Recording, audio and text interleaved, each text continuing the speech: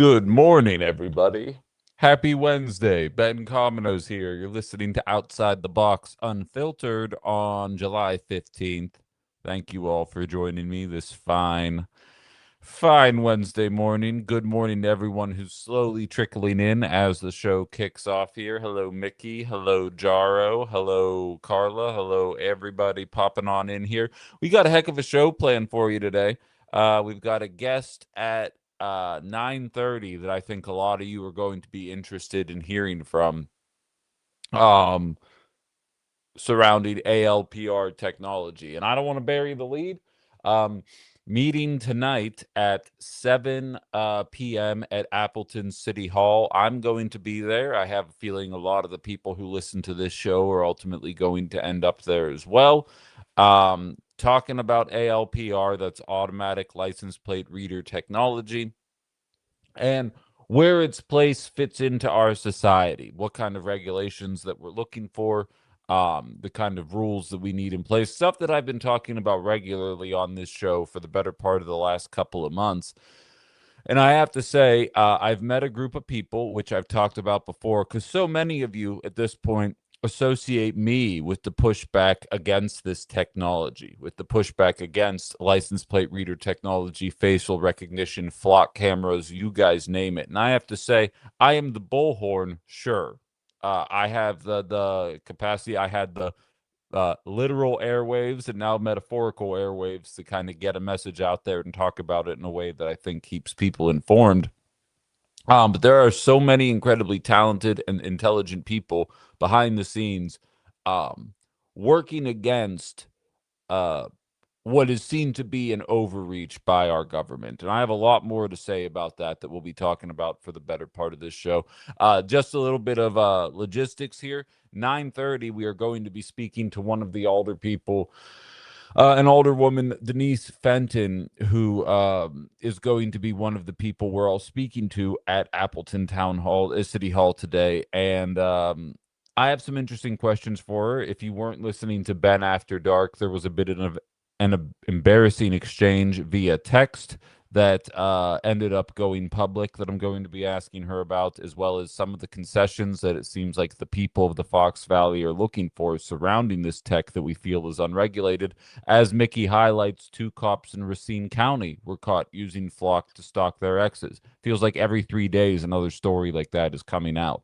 Realistically, and it could be because I've been researching this stuff quite a bit the last couple of weeks, but my social feeds are inundated with Flock stories at this point, and I'm going to be frank, not many of them are positive. And I don't want this to come across as offensive. And good morning, Old Lib. Good morning, Jen, Penny, Rantoni, everybody who's here. I don't want this to come across as offensive, but I just think stating this is an important fact. And if Brian out in Fremont is listening, you might want to earmuffs for a second here. The bulk of the people who want to see these cameras go up are of a certain generation that really isn't going to have to deal with the aftermath for much longer. And then all of us who don't want to see them are going to have to live in a country that is more reminiscent of the way we heard about communist China in the 90s rather than the America that we know. Um, I, for one, am not in favor of this kind of technology at all. Uh, I recognize that some people view some benefits of it. I recognize that I am doing a show with no less than 3 cameras pointed at me right now as I talk to you all. I recognize the irony of that. The difference is I'm choosing to put myself in front of these cameras. Um, Walking around town perpetually being surveilled, especially as somebody, just from my own selfish perspective, as somebody who criticizes public figures. I don't like the idea that they would know where I am 24/7. And I think even if you're not in a position like myself, a lot of you should feel the same way. It's easy to think, yeah, be tough on crime. It's harder to rationalize when nobody defines what crime is. Is it crime to speak out against the Trump administration? Is it crime to stand up for Gaza?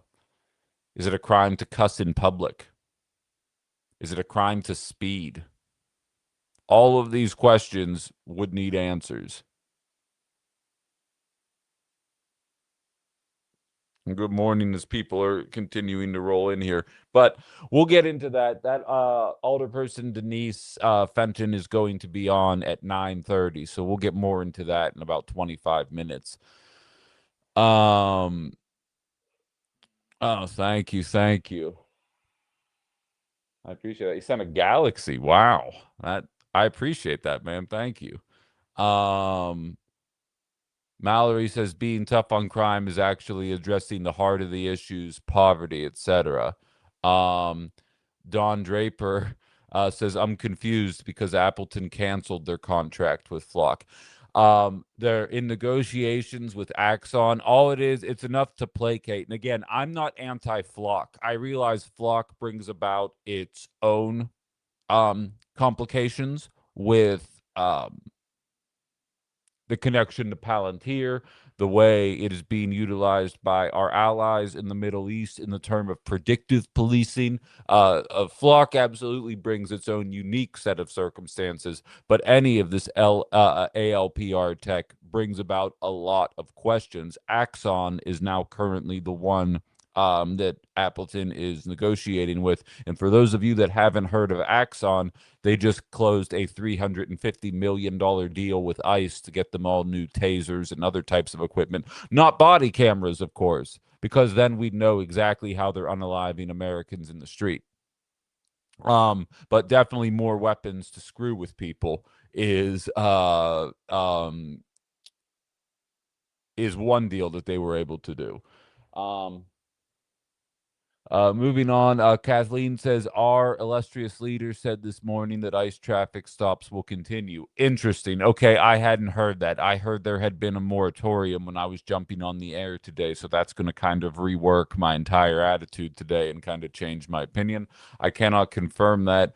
Justin says exactly. They have been several examples of people being harassed by three-letter agencies merely for social media posts being anti-ICE showing up at their doors. Exactly. And like, to be frank, Justin, I still post on socials and I very vociferously say fuck ICE regularly. I don't care. Fuck ICE. They are not a real agency. I do not respect them and I want to see them taken down. But that's neither here nor there. Again, I choose to do that. I choose to put myself out there and say these things about ICE, about flock cameras in front of a camera. And most of you choose not to, which is also your right. If these cameras go up, it's going to create a situation where it is no longer your choice anymore about whether or not what you're saying is being broadcast into a system. And more importantly, who has access to that data? Because countless examples um, of flock representatives telling you no, the data is encrypted, only the town has access to the data. There are countless examples to the contrary of that statement. In fact, one of the meetings I went to that was in Nina, the flock representative said that it's end-to-end encrypted and then immediately went on to tell a story about somebody outside of the city being able to access the information that they needed in order to catch a criminal. um which says to me maybe they don't understand what end-to-end encryption means. I don't know, but it seems as though that is one of the major sticking points with this tech, and nobody is willing to give a concise explanation as to why we have to continue this way. Um, but so in any event, we'll be getting into that at 9:30. I want to start off with ICE here. Or what does Kimberly say? Look, these tech giants have all of our information. They use it against us. They lie. 1,000%. 1,000%. But our city doesn't need to sign us up for this. And like, I have a feeling I'm just going to talk about Flock until we get to the interview. But we can wait on this. I don't understand why we can't pause for a year or two. And that's going to be one of the questions that I have. Why have we gone our entire existence without these things and now we have to move as fast as possible to put them up? I've been seeing the videos of what it looks like in other states where people, and I'm not advocating, of course, but people are running around chopping these things down, pulling them out of the concrete, replacing them with American flags. letting people know that this level of surveillance is unacceptable, which, like, not advocating for it. Seems like a bipartisan issue. That's all I'm going to say about that. So that meeting's at 7 p.m. I'm going to be advertising it throughout the day. And again, tomorrow at 9:30, I'm going to be joined by two anti-flock advocates. The older person today is a little bit more in favor of trying to get this stuff across the finish line. So we'll be talking to her. We're going to get both sides of the perspective. And I appreciate her coming on. It was part of the video that I posted this morning. Outside the Box is about disagreement. It's about being able to share opinions about things that you don't necessarily agree. This isn't going to be a contentious interview. I'm not secretly waiting to spring a trap on anybody here. This is going to be a real conversation about what's going on. Oh, I have a request. The A team. Oh, yeah. Hey, A team, what's up, man? How are you today? What's on your mind? Just wondering. I'm just wondering. Have you heard about the craziness going on between in the Strait of Hormuz now with Iran and America? What's happening right now? It's getting worse, and I'm just wondering why the news media in America is silent about it. Well, not no, well, not silent. Not as the situation is worse now than in February, but there were more sensationalized in February than it is now. Yeah, that is interesting. And Are they just tired of the news, or are they just like waiting until it really starts and then they report it? I don't know. yeah, it's interesting. I had a similar question. Let me put my phone back down here. I had a similar question about ICE unalivings and what's been going on there. And I was like, is it that we're used to it? Is that they're Hispanic people and not white people that are being unalived? Why is it? And even one of my listeners shared a post of Hassan Piker, who has an infinitely, excuse me, who has an infinitely larger audience than I have right now, and showing that his video traffic is more than cut in half anytime the letters ICE are included in the thumbnail. And I wonder if something similar isn't going on with the Strait of Hormuz, and whether it's the boiling frog in the water that we've been dealing with it for 5 months, and eventually people check out on that kind of stuff, unfortunately, or is it suppression by an algorithm that isn't pushing out content surrounding it anymore? I have no idea. But all I know is when it comes to ICE, you watch Hassan's traffic drop from about 150,000 views per video to under 60. And it's not like I always say, it's not like people forget how to make content. Clearly that's not an accident. So I have a feeling you might be onto something here. I didn't even know things escalated beyond, the fact that the BS MOU essentially is done. But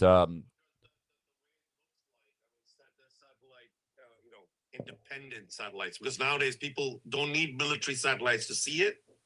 Commercial satellites can see things, sure. and they seen a marine expedition force in Oman. So Wow. people are speculating: are they invading Iran? Now, maybe not mainland Iran, but maybe Karj Island that Trump keeps talking about, because that's where all they process their oil, right? Sure.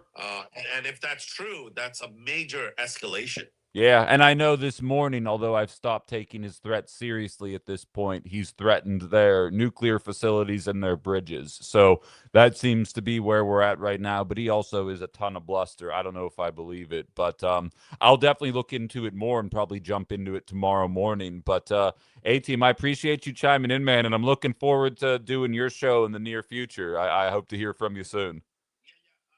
Give me a few more days. I'll confirm. I already spoke to the host, and we're just finding a time that is good for both of us. Perfect. You let me know, man. We'll talk soon. All right. Bye. Of course. Bye. Yeah. I met him during a different TikTok live a couple days ago. They're on at 6 o'clock in the morning. He's good people. I'm glad that we ended up meeting.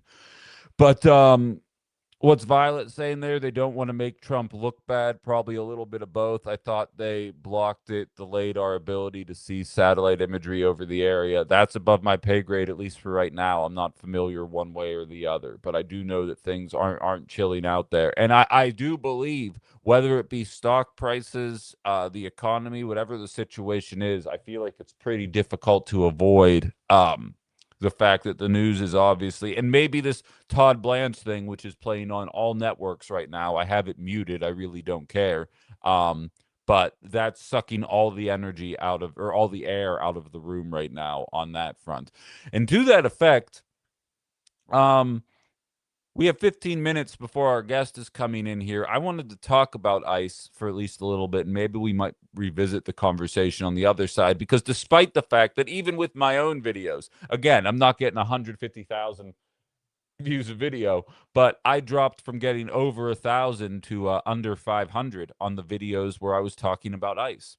And I put ice in my thumbnail today, or in my headline today, because we can't be discouraged from talking about this kind of stuff. And I think standing up and saying and doing the right thing is important, more so now than ever, because it seems as though we're silencing any of the voices willing to speak out and say something about the obviously unjust nature of politics right now.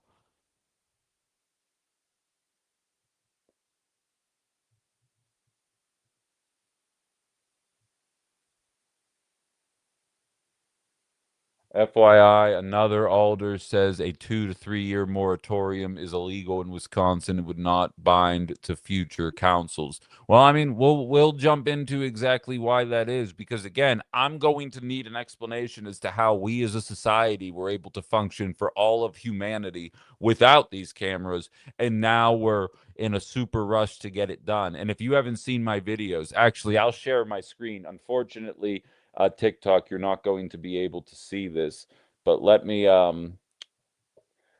get to where I need to go on this, and I will share my screen with you guys to show you. And this is going to be one of the conversations that we have with Denise Fenton when she comes on. But so, all right, halfway there. Present, share screen. One of these days I will have a producer, and then I'll just be able to keep talking while I do this stuff. But unfortunately, this is how I have to do things for the time being. But so this was the conversation here. This is one of the anti-flock advocates I was talking about. He says the approach to regulating and discussing continued ALPR use is changing quickly in many cities using Appleton. I'm not sure how Wednesday will go, but at this point, I can imagine many on the council feel frustrated and overwhelmed by the topic. I've gotten some new ideas talking to some council members in Nina on how to go about this in a more systematic yet comprehensive way. Perhaps a 2 to 3 year moratorium on ALPR would be appropriate until we can enact a series of thoughtful ordinances. That's supposed to be. Oops. That okay, everyone chill out. That's supposed to be the way that governing works. You get elected to represent the people. The people express a frustration with what's going on, and then the people that are elected represent that frustration. There's a lot of people that want to see the appropriate checks and balances applied to ALPR technology, and I don't think waiting on this is that big of an issue, especially in the Fox Valley. Like, I've stated this before, I'm from the city, and while the city is not the hellscape of crime that MAGA wants to convince you it is, there absolutely is more crime in the city of Pittsburgh per capita than um, there is in the Fox Valley. And I wouldn't be advocating for flock cameras in Pittsburgh. And I especially don't think that we are in any rush in the Fox Valley from a crime perspective.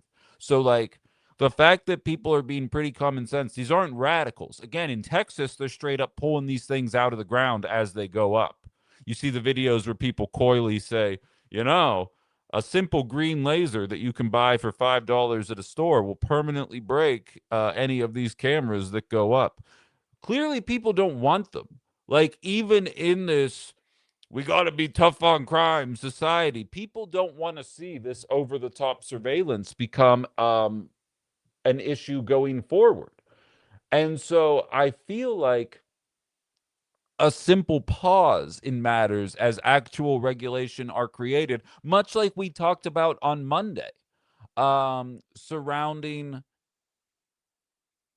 Mitch McConnell and the pictures of him that were coming out. And I was like, I don't know if these are AI or not. And these are the kind of moments that I really wish we had a government that were capable of um, a government that was capable of passing regulation that might actually be interested in regulating this technology so that we would just be able to clearly identify whether or not that picture of Mitch McConnell was real or not, rather than allowing theories to continue to circulate.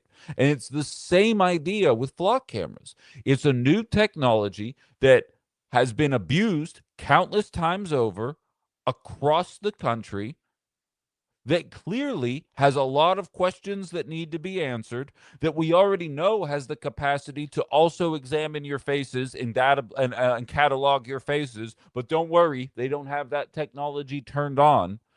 We know all of these things. Why are we in a rush to put all these things up? Why not put people's mind at ease before doing so? And it oftentimes feels as though the people who are anti ALPR tech are portrayed as crazy people or a laughing stock. And it's getting frustrating because, much like with the Patriot Act, I know that we're on the right side of history with this. And you're screaming at the top of your lungs. Like, at least I was a kid when the Patriot Act happened, so I could be swept under the rug as like, he'll get it when he's older. I'm older now, and I know what I'm looking at. And I don't understand why it's not being taken more seriously by the people that allegedly are elected to represent us.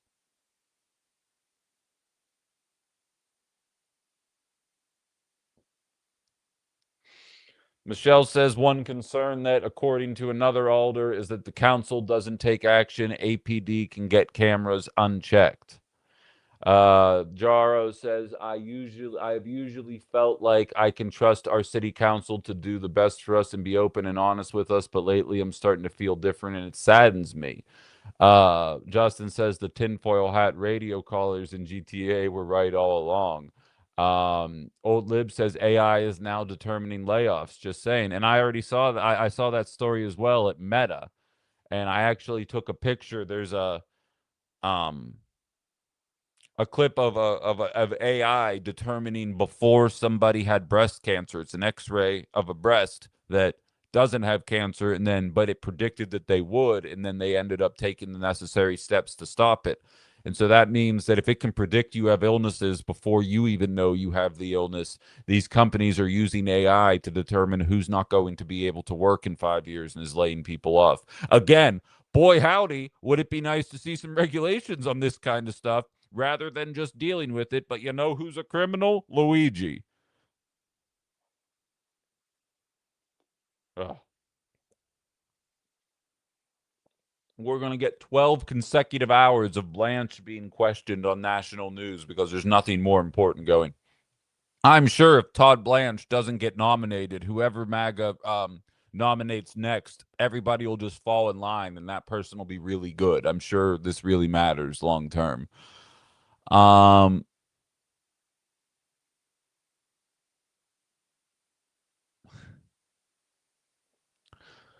But yeah, and we will talk to the older person about that as well. But I don't appreciate, for those of you that couldn't see the screen, I don't like the idea of people suggesting moratoriums being laughed at derisively because, again, if the people don't want them, what I'm hearing based on my experiences at Nina, and we'll see how this experience goes in Appleton. I don't know if it's going to be what it's going to be like. I have no idea. I don't know how many people are going to show up. I don't know if it's going to be contentious. I don't know if it's going to be pleasant, but it gets to the point where it's like, what power do the people actually have?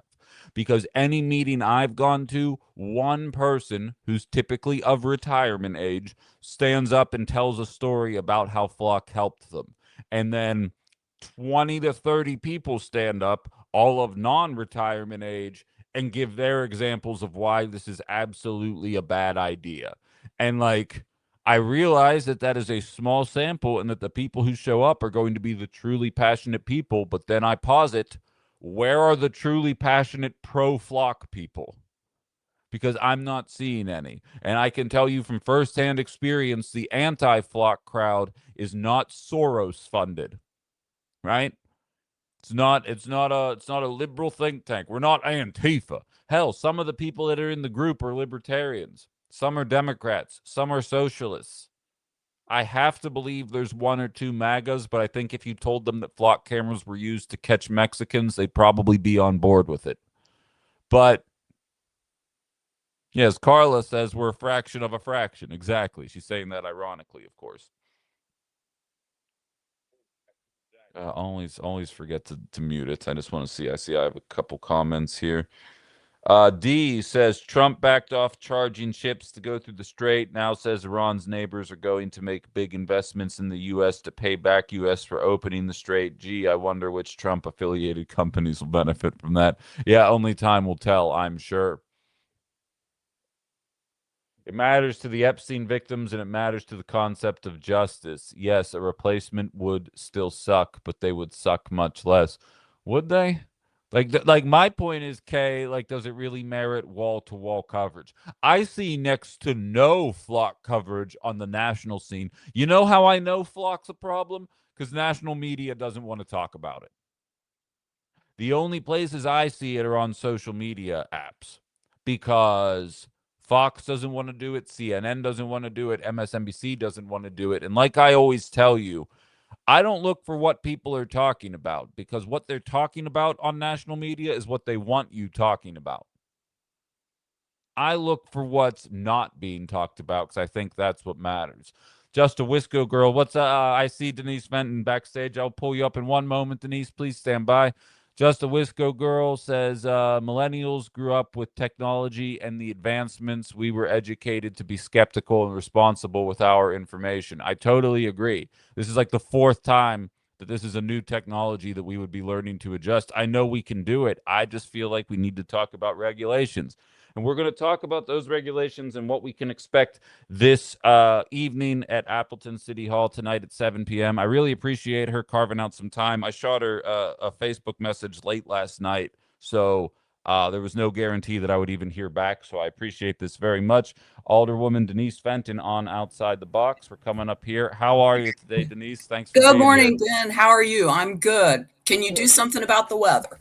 Yeah, no, I cannot. Unfortunately, I can talk to the people that can, though. I was told Joe Biden could control the weather back in the day, so maybe if we could figure that out. But I appreciate you coming on here, and this has been a conversation on Outside the Box since this was a radio show. Now switched to the digital format here, but obviously we have a big meeting coming up at 7 p.m. today. So maybe just to kind of set the table from your perspective, where do things stand in terms of because I had people asking me in the chat, they're like, wait, I thought Appleton canceled the flock contract. I said, well, they did, but there's other issues here. So I said, but we'll just get it from the horse's mouth here rather than me doing he said, she said. So your perspective on the matter regarding Okay. where ALPR tech stands today. Okay. So, what has happened with Flock, and I'll go back a little bit, but let's just talk about what's happening tonight. In last week's Safety and Licensing Committee meeting, all business of the Common Council is done in committee, and then we vote in the big meeting on what happens in committee. So, in the Safety and Licensing Committee last week, we approved a proposal by the mayor's office that would discontinue our business with Flock. And we have asked that they remove all the cameras by the end of this month. And the end of this month was chosen because we knew that the council had to act on it to make it official. So that's one item that is on the agenda. We also voted on a colleague's resolution. Well, we didn't actually vote on it, but there was a resolution that would ban all automatic license plate readers in the city.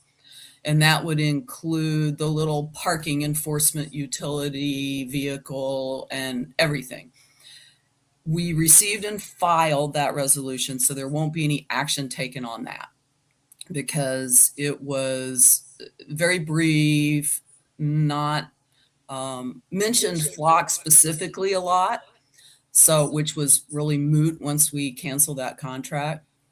And then there's another resolution that I'm the co-author of with my colleague Alder Van Zeelen that would not ban license plate reader and other surveillance technology, but sets up really strong guardrails against, including a detailed analysis presented before the council before even a trial is approved and before any contract is approved. It puts restrictions on how the data is used. It requires an annual report that details how that is used. So that passed committee last week and will be up for full council review this evening. The first resolution you're talking about, was that the citizen drafted or citizen authored ordinance that has been submitted? That has not been submitted by any alder person. We've been in contact with the folks that are authored that. As a matter of fact, I got a new version of it last night that I've been reviewing. And I want to thank the people who've been working on that. It's very, very detailed. We've outlined a few issues with previous versions, and it looks like even some of those have been ironed out. I did get an email from one of my colleagues who plans to try to refer this back to committee tonight and possibly amend what Alder Van Zeelen and I have submitted to perhaps include some of the material that's in the citizen authored resolution. Like I said, those folks have really done a lot of work, and they've been pretty transparent sharing this information with us. Like I said, even last night, I got a new version of it. So why is an outright ban off the table in the eyes of the council? Just because I'm sure I'm not breaking any news to you. We have what happened with the Minocqua police. We now have a second Milwaukee police officer who was caught using it in the same way. We have FBI agents coming out talking about their experience with flock cameras. There's one woman who goes to these flock hearings all the time that has experience in the Air Force examining the data that was brought about by the surveillance camera. Everybody's shining this big blinking warning sign of over surveillance. And I have to say, I feel like life was working pretty well without them. And it seems like this opens a whole can of worms that the people don't want, but the police stations do. And it seems as though the people are being ignored pretty resoundingly in this conversation. At least that's how it feels. I respectfully disagree with you on that. So I believe that there are some uses to this technology. Nobody wants my car. It's 15 years old, but if my car were stolen, I would think. But I will tell you, I had questions on it very early on. We were given a demonstration some years ago, and one of my colleagues had a partial plate for their partner, and they showed us 6 places that vehicle had been. And I asked at that time, I said, what is going to stop somebody from stalking their wife or stalking their girlfriend, which was prescient? And we were told at the time, it was a civilian doing the demonstration, that this was a demo and that a case number would be required. And as many municipalities have found out, Flock itself has misled departments. We see it. You're seeing people canceling it. Oshkosh, cities all around Wisconsin are canceling their contracts with Flock. And again, we believe that they have misrepresented. So as soon as the Minocqua story came out, I contacted the police chief and said, could you please appear before the Safety and Licensing Committee and talk to us about how Appleton uses the Flock system, what your safeguards are. And they gave a presentation. They had Flock online with us. And we we still had concerns. So we started looking at what are we going to do about this? And even at that time, APD, the police department, made revisions to their policies to clamp down. We met with them multiple times. We had demonstrations of how the audit process works.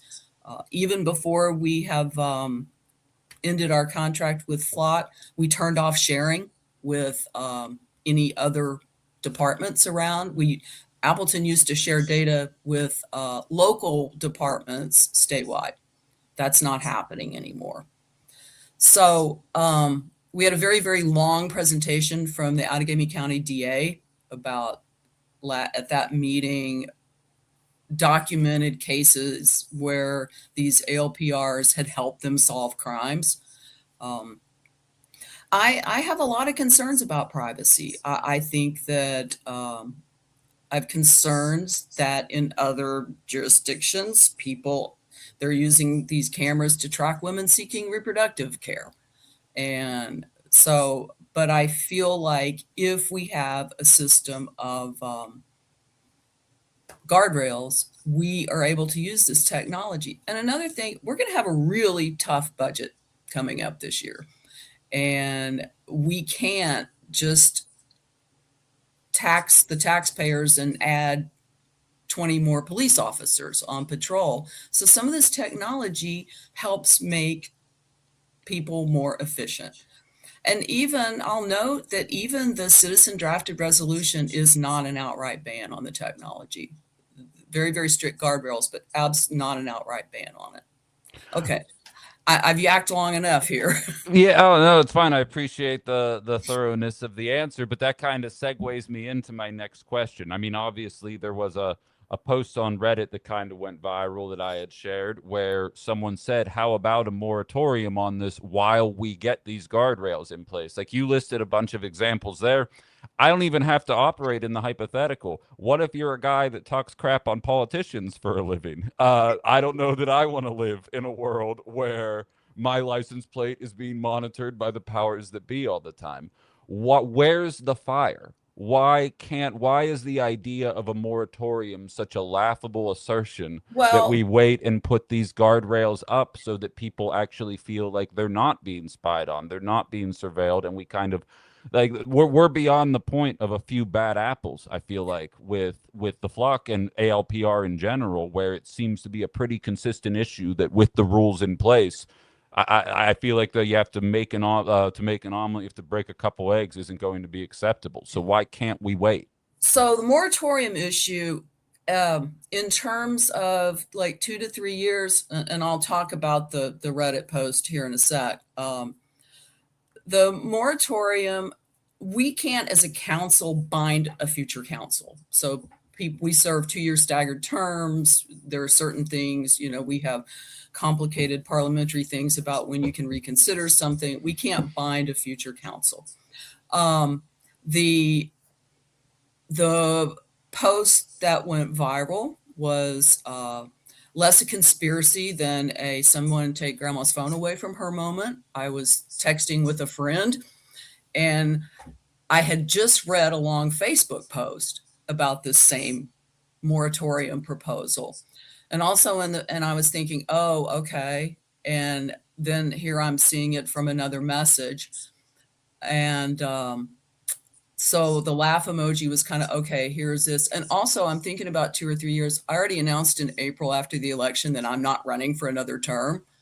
So kind of I'm thinking, 2 or 3 years, I won't have to deal with this again. I'll be a citizen at home. But also I know who the person is, and that evening emailed to apologize to that person and make it clear that I wasn't being flippant about their work, that I was trying to act in good faith, reading all the material. I'm not sure that posting it on Reddit was truly in good faith. Not sure you sharing it was great before you contacted me to get to hear what my thoughts were. But that's happened, and we go on. We run for elected office. Our contact information is on the city webpage. We say things. We are public people, and it's part of the job. Just to explain from my perspective, so I've been going to these meetings in Nina quite a bit, and regular listeners already know what I'm going to say here, but we've been characterized as an echo chamber despite the fact we come from very distinct political backgrounds.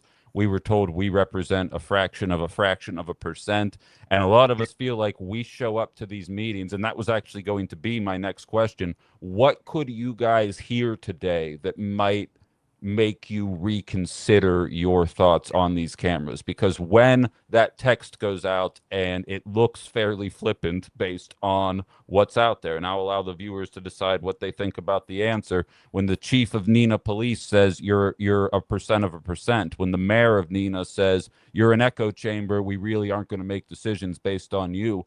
There comes a time when it almost feels like you marry this conversation with the data center conversation, and the people are not feeling represented in a lot of ways. And to one final point of what you brought up, you said you're not going to be thinking about this in 2 or 3 years because you're calling it a career, which is awesome. I'd argue the bulk of the pro Flock, pro ALPR crowd isn't going to need to deal with ALPR technology for much longer. And then the younger generations are the ones that are going to be stuck holding the bag for this over-the-top surveillance. So I guess, what can we say tonight that might actually result in some kind of change in opinion on the matter? And don't misconstrue my remark that I won't be thinking about things once I am not serving on the council. I've been political my entire life. So I have spoken on issues. I've spoken to the council. I will not retire from having views when I'm not on the council. I will tell you, I have the version of the citizen ordinance, and it's not really an ordinance. The way we enact a resolution and then the lawyers turn it into an ordinance. So because to the best of my knowledge, we have 0 lawyers on the council. And so, but what I read there are some really good points in the citizen drafted ordinance resolution. And some of those I noticed that one of the changes that in this newer version is it makes more clear the separation of powers, that the council is a legislative body, we enact the ordinances, etc. But the police department, we control their budget, etc. But the Police and Fire Commission really is more over the policies of that. And I noticed that the new version makes pretty clear that kind of separation. And there are good points. And just pragmatically speaking, and I hate to be, I don't want to be called a corporate incrementalist, but we have to, if we don't pass something, this resolution, I hope, then we don't have controls. So we have to do what we can do. And back on the, I have strongly disagreed with the statements from Nina's police chief. I think that those were, because when cities around the state are recognizing that Flock has not acted in good faith and he is wholeheartedly supporting them, I can't go there. I think we're taking a different approach in Appleton, but we will listen. We listen to everybody. I put out a newsletter every week and telling people what's going on. And I welcome comments from my constituents or anybody else. And we will listen to folks. I don't think that it's an echo chamber. I don't think it's just a tiny couple of people. There are some people who are very, very, very online, but I believe that people are acting in good faith. And I'm hearing from people who are in the domestic violence space who have big, big concerns about this. And you see the incidents we've heard about We don't necessarily say it's, but stalking can lead to, and those are terrifying. And we have to, but the police department has draft versions of some new policies where things will be very strictly controlled. It'll be by job function, etc. So I do believe the technology can be useful. I mean, I've been to protests downtown where the drones were overhead. It made me a little queasy. Yeah, no, I get it. I mean, it's a new world, it's a new tech, and I think there's just a lot of people that are looking for those kind of reassurances here, whether it be end-to-end encryption, security of data, you name it. But Yeah. yeah, so we'll see where this goes. Look, I know this is a conversation. You're coming into a place where obviously very anti the tech, so I appreciate you coming on here and having the conversation, and appreciate the time here as well. So thank you, Denise Fenton, and I'll see you later on tonight. All right. Appreciate you asking, and glad to talk. Yeah, sure thing. All You right. take it easy. Okay. All Bye right. bye. Bye. All right, I'm going to post the link for anybody who wants to chime in as a guest. Hold on one second. If anybody has any thoughts on what they just heard there, I obviously have my own as well. Again, I mean, I'll let you guys decide which parts of that made sense to you and which parts were a little bit touch and go. But that link right there that I just posted in the comments on the YouTube page, obviously you can just join the traditional way on TikTok if you're interested. Anybody who has any thoughts at all about the conversation. I still personally don't feel like I got a sufficient enough answer for why we can't just wait. I don't understand why we are in such a rush. It's the same conversation as the data centers. Um, we've made it all of human existence without it, and like now it's like we're stepping over one another to make sure that we can get these things erected, get them built, and it really doesn't matter what state or city you're in where you're talking about this. It seems as though people are not fans of this tech, and I don't think the powers that be are doing a good enough job to keep people's minds at ease surrounding this tech. Hello, Canary. You just missed all the fun. OG Marcel says, just a heads up to anyone going to the meeting. Alder at last meeting I was at emphasized to be signed up by 6:39 if you want to speak. Okay, good to know. Justin says they've been saying about 3 boxes, the soap box, ballot box, and ammo box, so to speak. Try second. Okay, yeah, I'm not going to read the rest of that out loud, but I hear what you're saying there. But so that's kind of at least my initial impact or instinct after hearing that conversation there. Nothing was really said to me. Okay, 6:30. Nothing was really said to me in a way that made me change my mind or look at this technology in a more favorable light or make it look like I think the necessary precautions are being taken. Because I don't. Because I would like to hear what the city and county councils around the country had to say about ALPR technology as they were being erected all over the place in the cities where we're watching them get chopped down. And by the way, the penalty for chopping those down is significantly worse than your name being on the Epstein list, which probably is a dead giveaway of how this works to begin with. Jen, yeah, that's a fair assessment. I'm not going to read that, but yeah. Um, I think they only see it as a cost savings and effective tool for law enforcement. Oh, exactly. And here's what's funny about that. So I used to sell office software, right? It's one of the first things I sold in life. And I was a naive kid when I was selling it. I was in my early 20s. I had never even worked a corporate job, and I was going up to HR people being like, oh, how annoying is this process? Well, with this, it'll simplify the entire thing for you.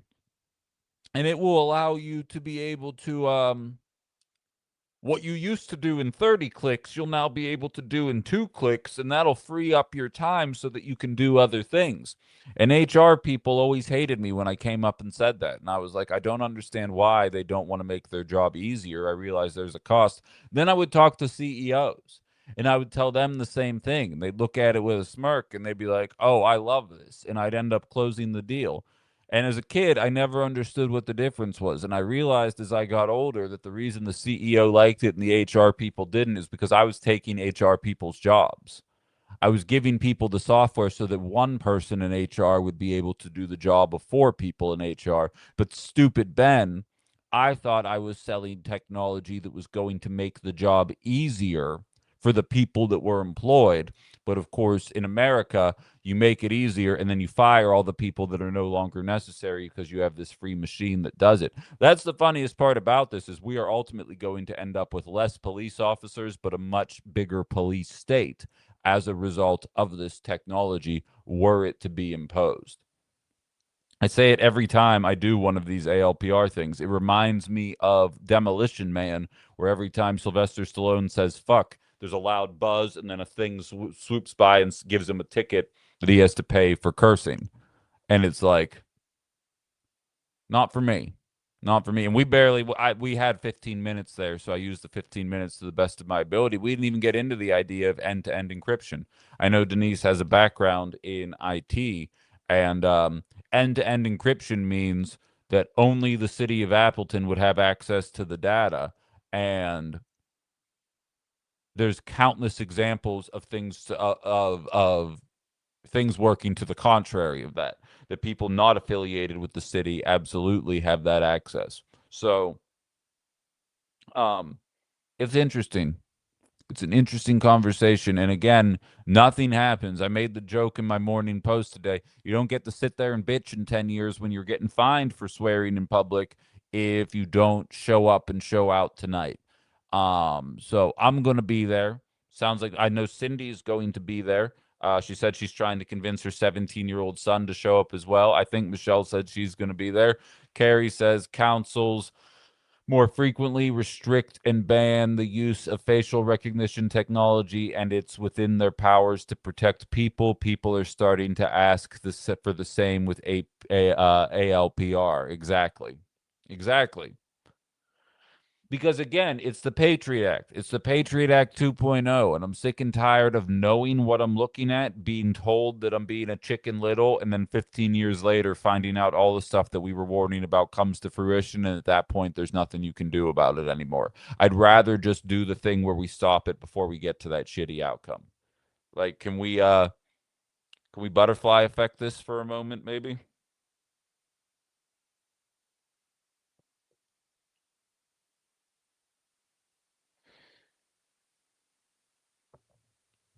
Well, what are your thoughts? Anybody want to chime in? I'll share the link again here on YouTube. If anybody wants to chime in on it here, and I hope I see a bunch of you guys there tonight. T Rockin, Trockin, to Rockin. Uh, ICE is some Patriot Act police state BS too. Exactly. And don't think it doesn't go hand in hand. John says to control the slaves, they might need to remove the Bill of Rights. I mean, I didn't get into that element of it, but it's not lost on me, John, that we're in the middle of a cost of living crisis. MAGA's pretending like it's trending in the right direction. Some jagoff hopped in my TikTok chat, was like, how about those inflation numbers? As if the cost of living isn't shooting through the fucking roof. We have a cost of living crisis. More and more people are struggling to get by. It's already illegal to be homeless in some states, and it's only getting more aggressive as time goes on. And what ALPR technology says to me is they have no intention of addressing the cost of living crisis. They would rather just over police us. And anytime any of you get uppity, you'll just immediately be ticketed by the Sky Police and ICE rather than have politicians that are actually interested in addressing matters. Argon says, I wonder how many LE officers are opposed to this tech. Wait, am I an idiot? What's LE stand for? I imagine they largely keep their reservations quiet, but it has to come across some of their minds that this tech could have negative consequences. I feel like it has to come across most people's minds. Sensei says the cost of living crisis is only going to get worse. Exactly, which is why that's why there's such a push for flock cameras and ALPR technology. That's my point. No one can answer me that question. And for the record, I don't believe the older people are the ones that have the negative intentions. I do believe a lot of their intentions are pure and they want to address crime. Maybe I'm naive, but I believe that with most institutions. I believe most Republicans are just like, man, our debt and deficit are way out of control, and I wish somebody would do something about that. It's the high ranking officials in any group that don't actually mean business. LE equals law enforcement. Got it. But so, like, to me, that's where the fire is. That's why there's such a rush for these cameras that so clearly so many people don't want. Again, it was kind of scoffed at a moment ago. I've been to 2 of these now. I've got friends that have been to a lot more of these. And I ain't seeing the pro flock crowd. And to be frank, I'd turn into MAGA real quick and assume they're Palantir funded if a bunch of them showed up to one of these because they're not out there. Progressives hate surveillance. MAGA hates surveillance. Libertarians hate surveillance. Dems are kind of cool with it at times, and you guys got to get better at that. But for the rest of us, there's a large enough percentage of us that are like, nah, this is bad. That I'm interested where the pro crowd is, because even Dems really aren't being loud about ALPR either. Again, Tarakan, I'm painting with a broad brush here. There's plenty of Dems that are against it. I'm saying per capita. They'd be like, oh well, my cities are so much safer. Um freaking thinks I'm a robot. Hold on. Pow. All right, there we go. Ethan says they can just change the definition of things to arrest anyone they don't like. That's my concern. Is there's already examples in Milwaukee of facial recognition camera being used to track people that were showing up at Gaza protests on college campuses in 2024. So how much longer until being pro Gaza is identified as a crime or a hate crime for being anti-Semitic? And now they're monitoring everything you're saying and doing with these cameras. Like, we already know the facial recognition is built into the ALPR. They're just not utilizing yet. All it takes is a flick of a switch, and all it takes is that one inciting event. Maybe it's a false flag, maybe it's a real thing. It takes that one inciting event, and Republicans will run it up the flagpole, and enough of blue MAGA Dems who will be afraid of appearing soft on crime are going to vote in favor of it, and waka waka, there we go. I don't think it takes a broad jump for me to get there either. Yeah, and all the new people that are chiming in today, as Jarmani points out, this is independent media. So if you can subscribe to my TubaU, TikTok, and Book of Faces, that would go a long way to help me out. If you're new to the program here, that would help me out quite a bit. It's a free subscription. It's just a click on your mouse, and we're golden. Um, CKK says, my elderly mom is pro surveillance. She lives in the middle of the woods, 30 minutes from anything resembling a city. And that's kind of my point. And I tried to say that as nice as I could to Denise because I know she is in that demo as well. Most of the people that are in favor of this are retiring or are about to retire. And we're going to be holding the bag, was the phrase that I used. We're going to be living here in a world surrounded by flock cameras because a bunch of 60 and 70-year-olds were like, I've noticed a lot of black people around me lately and I'm not feeling very safe. And like, I'm being facetious, but also not really. Like, fundamentally, that's what a lot of it is we're becoming more diverse as a population, and some of the older folks are just like, a little colorful out here for my liking. And that's why we're all going to be living in a police state. Stevie highlights the smaller the community, the more they seem to want flock, right? Because to me, like flock and NIMBYism, and realistically, Republican attitudes all kind of go hand in hand, which is why it's so frustrating that liberals are supporting it.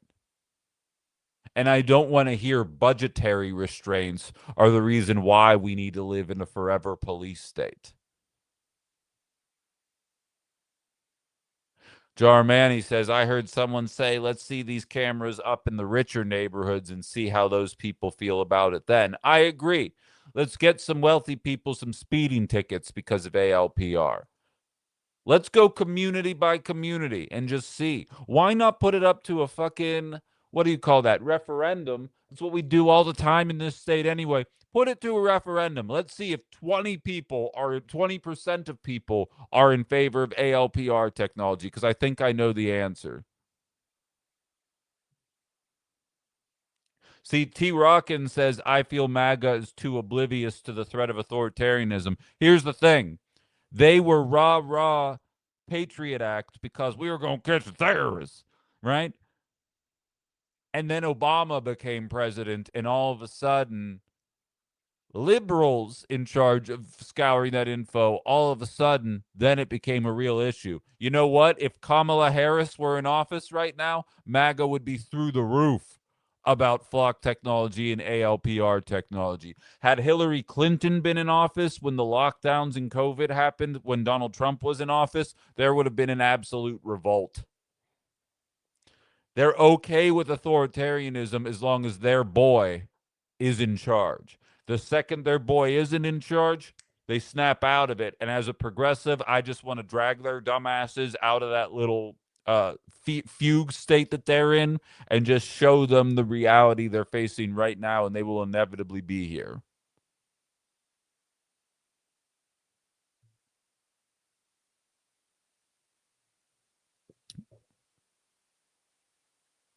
Yeah, Danny for sheriff is running for sheriff in Winnebago County. I see a bunch of you talking about that in the chat. She's running as an anti-ALPR, anti-ICE sheriff. Like, if you really care about this stuff, know your sheriff candidates, because guess what? As was highlighted by Denise Fenton, police stations without action do have the authority to move on their own. Probably good to have that person in charge of the police station that doesn't want this shitty technology up there.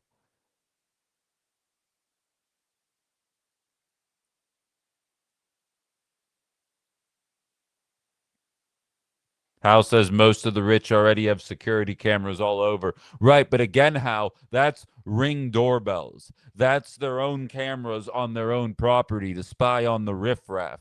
What people are suggesting is let's treat the wealthy like the riffraff and see how they like it. T-Rockin, are you listening in Wisconsin? He's saying he has a corrupt good old boy sheriff. I lost my radio show to the good old boy network because I do this stupid thing where I stand up for people being exploited. Yeah, it would be great to hear from Ripple. I shot him an email to come on the show. I'd like to know what his stance is on the matter. Exactly. CKK says MAGA loves authoritarianism. They just don't understand how the wind can shift and then they become the target. And I use that as an example all the time, CKK. I always like to highlight that very quickly it can go from we're going to use flock cameras in order to find all the Mexicans to we're going to use flock cameras to catch all the 3%ers and what do you call that? Patriot Fund Proud Boys. Fill in the blank here of whatever white supremacist group that they insist doesn't exist.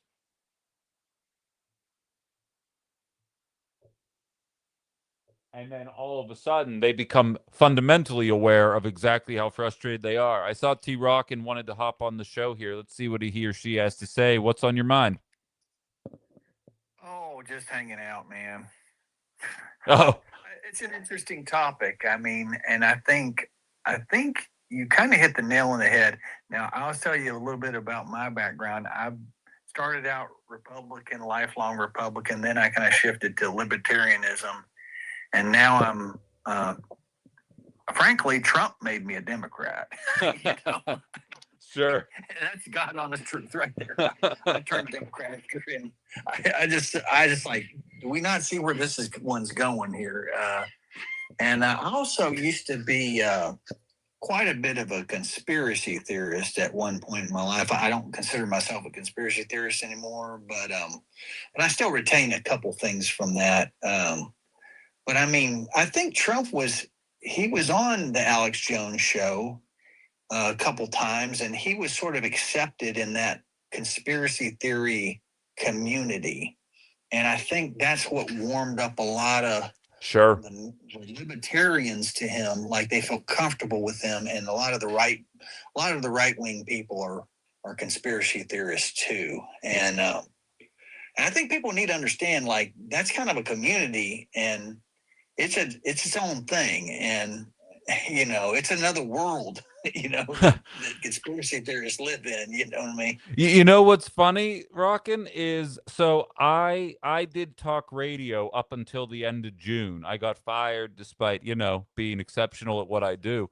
And I would always have people sending me the emoji with the tinfoil hat for the stuff that I was saying on my show. And I always say, leftists and Trump supporters have a lot more in common than they realize, other than leftists blame the wealthiest among us for our issues, whereas the right wing, the MAGA philosophy, trends more towards immigrants and people on welfare and things like that. But at least we all kind of acknowledge the same fundamental flaws in the system. And I don't think, first of all, I don't think conspiracies are innately right wing. And second of all, is it really conspiracies when more and more of these are borne out, in fact, the further along we go? And I feel like it's only a matter of time before these cameras go the same route. Well, there's different. I mean, one thing you've got to process in this whole conspiracy theory world is that there's so many different conspiracy theories out there. There's reptilian shapeshifters. Right. There's the flat earth conspiracy theories. There's we didn't land on the moon conspiracy. But then there's ones where I kind of still I kind of think maybe happened, like did Hitler escape to Argentina? I kind of think he did. I know that's crazy, but I kind of think that. I dig happened, it. really. I dig it. And, I mean, I'm still kind of thinking something happened suspicious with 9/11 too. I think back in the day I thought I for sure knew who it was, but I don't think we'll ever really know who did it. But I do kind of think Osama bin Laden was kind of a patsy. I don't really think he did it. I think it. I think the jury's still out on that, and I think they should have been investigated more. From a. And you know what? There's a time when I would have mocked you for that, and that time is not 2026, because I don't chalk up anything to make sense anymore. So, like, we don't know. We don't know. And I think that's the best that we can do. But ones like the Pizzagate thing. Yeah. Right. Come on, y'all. Right. I mean, the guy goes in there with the GUN. Yeah. And he starts assaulting these people, and he thinks there's this SEX trafficking ring in the basement, and it turns out there's not even a basement. He didn't do any fact checking. He didn't investigate. Frankly, some of the people that get into conspiracy theory have low IQ. Yeah, you're not wrong. You're not wrong. I'm not that person. Yeah. I always tried to work really hard to know what the hell I'm talking about when I did it. I can tell. But to me, frankly, I've sort of given up on it, because I feel like some things you're just never going to be privy to the information. Like, you just are never going to have access to the real credible. And there's so much vulnerability when you're a conspiracy theorist to, like, well, quite frankly, like Russia. Putin can actually feed like a conspiracy idiot like Alex Jones, who doesn't vet anything. Sure. Like, he never vets anything. He just literally just tries to find clickbait, sensationalism, and that's his problem. That's his biggest problem. He puts out whatever conspiracy, and he doesn't think about it. He doesn't have the IQ to do anything. He's low IQ, man. Yeah. And it's like, And Putin is not low IQ. and Putin has got tons of money, and he literally produces a lot of anti-American information, and some of it is designed to get people to lose confidence in the American government for his own political purposes. And there is some truth to some of the propaganda that absolutely. That's one thing that makes it so deadly, though, is there's sort of a little nugget of truth in it, but then it's sort of sensationalized and it's sort of drummed up, and it's still nonetheless propaganda, and it's still dangerous, and it's crazy because you have these really ignorant people like latching on to the most ignorant propaganda, and they're pawns. You're not wrong, man, and I think it's very latching onto this shit, and it's just like one thing after another. Like, I'll give an example of something all right. that went around. Is there was this fear mongering campaign that public schools are teaching children critical race theory. Right. I'm a teacher. Okay, I just got finished a couple years ago with my teacher candidacy school. I went through all the teacher training, got my certificate. Well, I didn't quite get my certificate. I failed my student teaching, so I have to repeat that. So they just turned their nose up and said they didn't like me for some reason. But anyway, so I had to repeat that. So, but anyway, I've done all this. I've never had a class on critical race theory. That's so ridiculous. Right. It's such a lie, because that's like a legal theory that they teach in law school. They don't teach elementary ed teachers. And here's the thing, and I appreciate you sharing that, Truckin. We got a guest violation, so I got to remove you. It's telling me, but you can come back anytime. It's all good. No, I'm not mad. I don't even know what you said, honestly, that pushed it too far. Probably the September thing, but whatever. But like, to Truckin's point, it doesn't matter that it's easily disprovable. All it has to do is get people mad in the moment. Don't worry about it, Rockin'. You're fine. Don't even worry about it. We're live 9 to 11 Monday through Friday. You can come back anytime. But with the CRT thing, it's just like DEI. It's like the Mexican caravan that I was talking about yesterday. In 2018, the Republican Party couldn't shut up about a caravan that was coming up that was going to completely infiltrate America, and we would lose our country as a result of that caravan. And then the midterms happened. They didn't stymie the blue wave, and the day after the midterms, caravan disappears. CRT is the same thing. You couldn't shake a stick without hearing somebody talk about CRT. When's the last time you heard somebody talk about it outside of that conversation? My freaking dad will say to me, oh yeah, that's very yoke. That's so yoke. And I'm like, all right, are you trying to say woke? He's like, yeah, whatever it is. And I'm just like, you don't know how to pronounce it, but you definitely know you hate it. And like, that to me is the right wing. Not to say left wings are imperceptible, because again, I've been known to dabble. I do not believe that Russia blew up the Nord Stream 2 pipeline. It doesn't make any sense that they blew up the Nord Stream 2 pipeline. And Pulitzer Prize winning authors were writing about how America and Ukraine were probably the ones that did it. And it wasn't being reported in the mainstream media. I don't believe it. If you don't know what the Nord Stream 2 is, look it up on your own time, because I'd have to open up an entire can of worms to talk about that. I am not immune. That's why the show's called Thinking Outside the Box, and I welcome it. But it's all in the name of the quick distraction. You know what I realize is that during the Biden years, I was very vocal about corporate greed and cost of living. While Democrats had their reasons for why we were struggling to get by, Republicans were more than happy to blame Democratic policies. And we are now finding ourselves in that same boat, but reversed. And nobody talks about cost. Like, I don't want to say not about affordability, but about the root causes of affordability. It's a bunch of right wingers trying to pretend like Donald Trump's doing fine, a bunch of liberals who said that Joe Biden was doing fine, now willing to tell you that Donald Trump is failing you. And every midterms, inevitably, and I'm waiting, we're still far enough out that I believe whatever the big distracting focus is, or maybe it is 2020 election. I don't know. We're expecting Trump to speak on Thursday. I'll be streaming live during that speech, by the way, at 8 p.m. Central Time on Thursday. But there's people who think that he's going to announce that Warnock and Ossoff are illegitimate senators because 2020 was rigged. Which, if you can't tell by that little inflection there at this point, you're a bit of a moron if you still think that.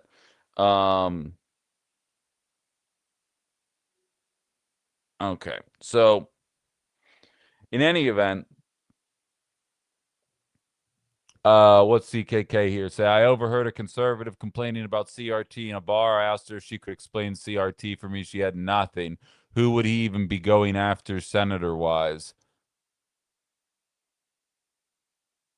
I think he's going after the Georgia senators for being Democrats in that state. And by the way, CKK, I saw, are you one of those round earthers? You trying to convince me the world's a sphere? Because, like, if I balled up my fist and poured water on it, the water wouldn't stay there. So I think you have a pretty tall task to convince me that the Earth's not flat. Elise is laughing at the idea of a round earther. Yeah, I think I'm going to start that.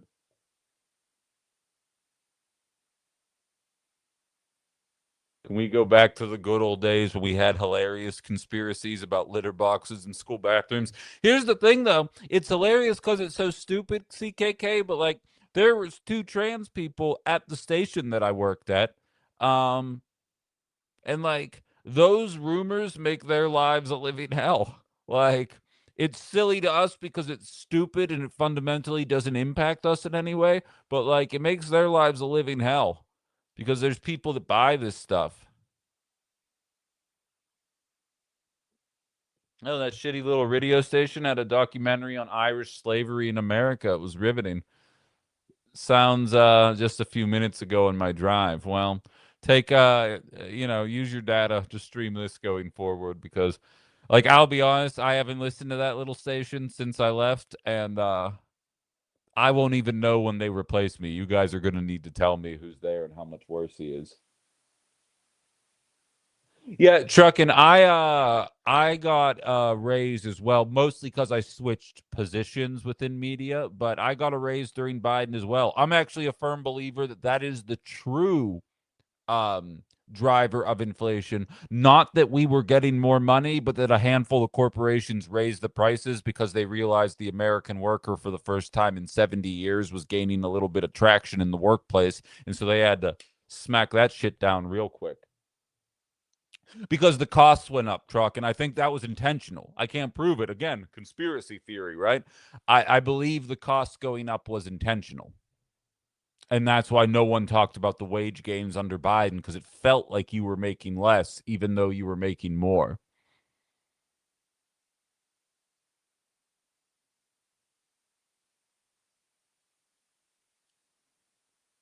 But in any event, we're kind of sidetracked from the main point at this point. I don't believe that the Flock. I think the Flock stuff is filed into the. I'm pretty sure this is a slippery slope that I don't want to be on. I think that is more so the conspiracy side that things are on, rather than the flat Earth side of things or round Earth side of things.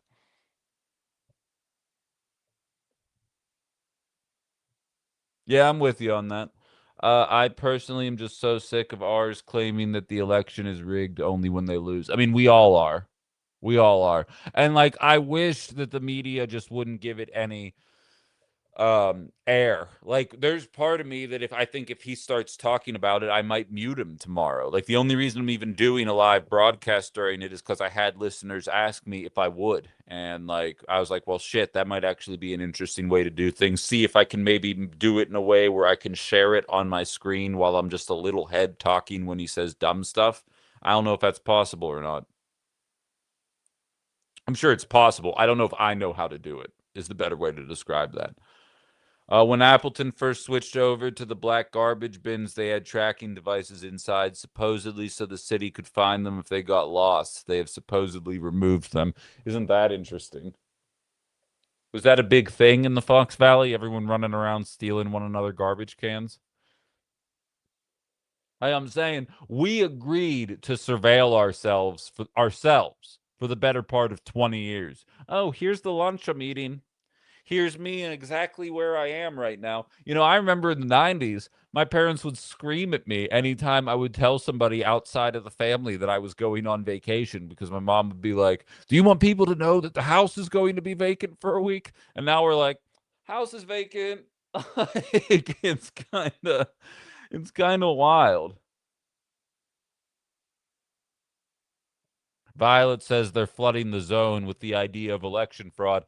Right, but only the cult buys that. So is that an effort to win over the people that are disillusioned because there's been no movement on Epstein?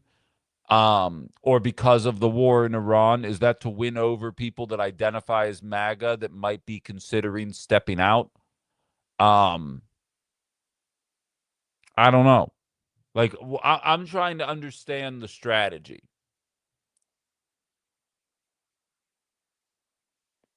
What's up, Elf? But so I don't, like I said, 7 p.m. tonight, guys. 7 p.m. tonight. Um, get your voices heard about Flock. Violet says they don't need everyone to believe it. Right, but they need more people to believe. Like, that's not going to be a thing that like quells the over performance of Democrats post Trump's win in 2024. Um, for sake of argument, uh District 6, Congressional District 6. We've interviewed Brad Smith and Elizabeth Fitzgibbon. Glenn Grothman is currently the representative for that. District 6 is gerrymandered in a way that it's typically 60-40 Republican. And in the Supreme Court race in April, um, the Democratic candidate won by, what was it? Was it 4 points or 12 points? I don't want to misremember that. I think it was 4 points. So it was a shift of 24 points because that's how mad people are with the Republican Party right now. And clearly they're going to need some kind of Hail Mary. I predicted months ago, probably the better part of a year ago, I said that Donald Trump was going to announce a tariff rebate check and that everybody was going to get a $2,000 check on like October 15th, signed by Donald Trump. Everyone was going to get 2,000. He'd say, "See, all these liberals told you that my economic policy was stupid, and you're all getting $2,000." Meanwhile, we're paying an extra $5,000 in cost of living as a result of those tariffs. And that was my prediction for how the MAGA Republicans were going to try and swing people back over, since so many people are abandoning the party because it's not in any way representative of what they ran on. And if their game plan is to run on conspiracies about 2020, I think they're going to get wiped off the face of the earth politically. Brian, you don't like Glenn since when? Oh, yeah, I'd cash the check too, KG. And then I would not vote for him. Just a Wisco girl says Grothman, more like gross, man. Solid. Solid. I feel like that's like what they would say on the Power Rangers. Like, I'm picturing like the blue Power Rangers saying that. More like gross, man, you know?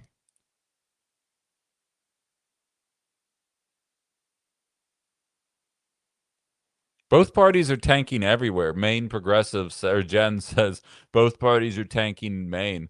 They're tanking everywhere.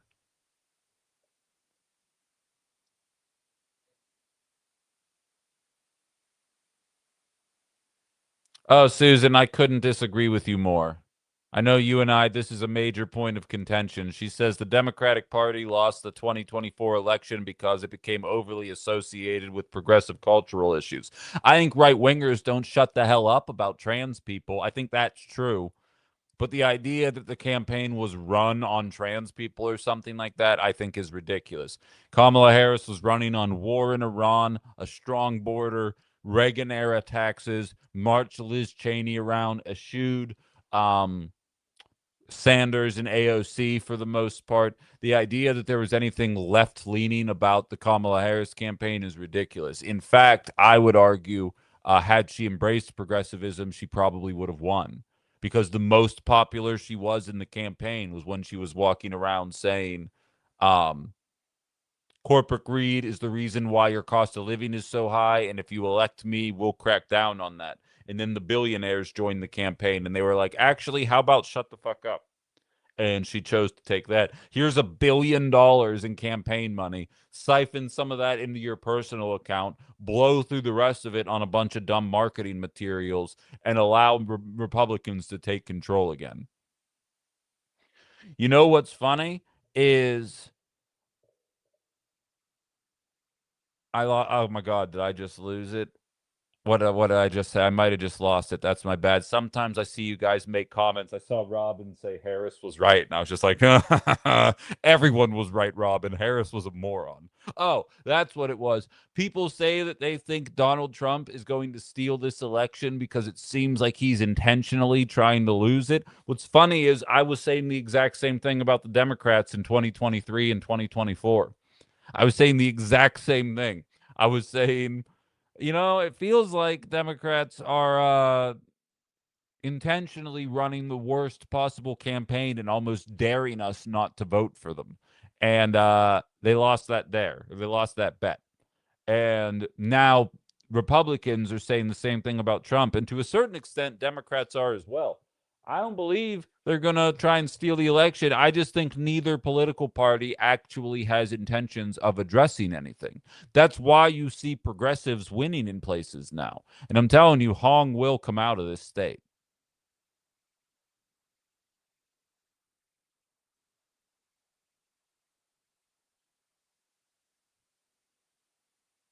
2,000 from where? We are $2 trillion in the hole a year. Yeah, what's another, 300 billion?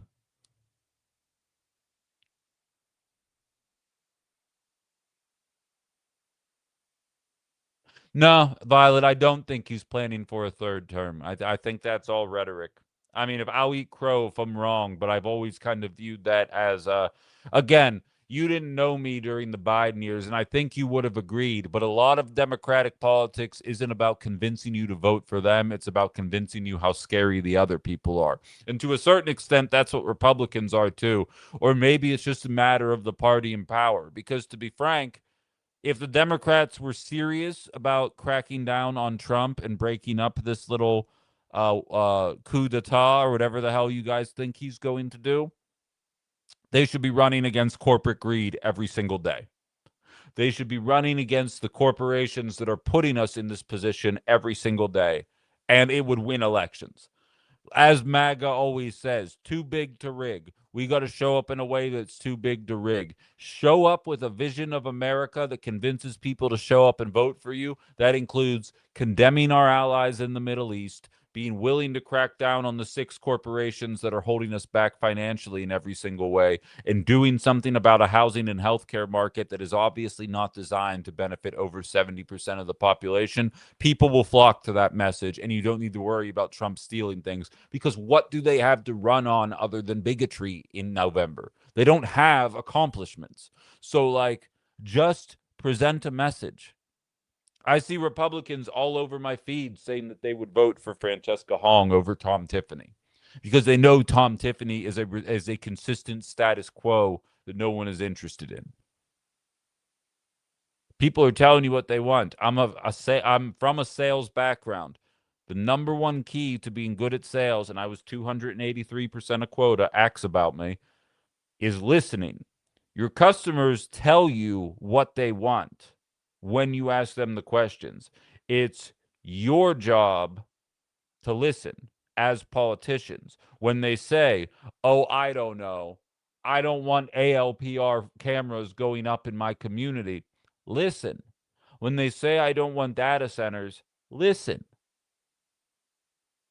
And I promise you, they'll come to you. But if you're going to run on, we need to be nicer to immigrants, which we do, for whatever reason, 45% of the population is going to instinctively turn against that.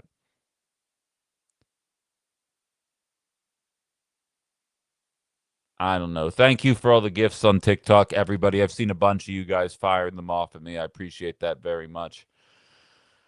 Ethan, didn't Howard Lutnick's kids buy a bunch of tariff refunds before the tariffs were done? Nothing suspicious there. Well, I mean, that's part of the post-corruption America we live in. The Dems lost in 24 because too many people stayed home, Susan. When the choice became Republican or Republican light, why vote? That was kind of and for the record, I did vote. I hate myself for it, but I did vote. But exactly, enough people viewed it that way. I think I've shared this metric even since I left the radio station. But just to be clear, MAGA's trying to spin a 1.2 million voter increase in 18 to 29 as young people are scared of this radical leftist agenda and they're all becoming Republicans, which Donald Trump did pick up 1.2 million young people, which isn't something to scoff at. Kamala Harris lost 9 million young people, 18 to 29. Yeah, some of them aged out, I'm sure. Others aged in, whatever. But fundamentally, it was a 7.5 million person vote difference between what Trump gained and what Kamala lost. Meaning it's not like everybody slid over and voted Republican. It means everybody stayed home that was younger. And there was one jagoff in West Virginia who would always call me and say, young people don't matter. You guys are all full of yourselves. You don't know. You don't know what actually matters to the voting population. And then young people didn't show up.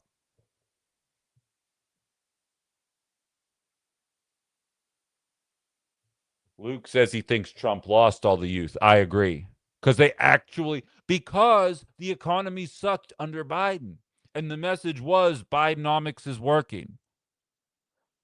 And Trump said, no, it isn't, and I have a solution. And everyone was like, oh, good, because I know this isn't working. So if you have a solution, I'm coming over there. Clearly, he doesn't have a solution. And if Democrats are planning to run in 2028 on, see, we told you he didn't have a solution, we're in for a long fucking election.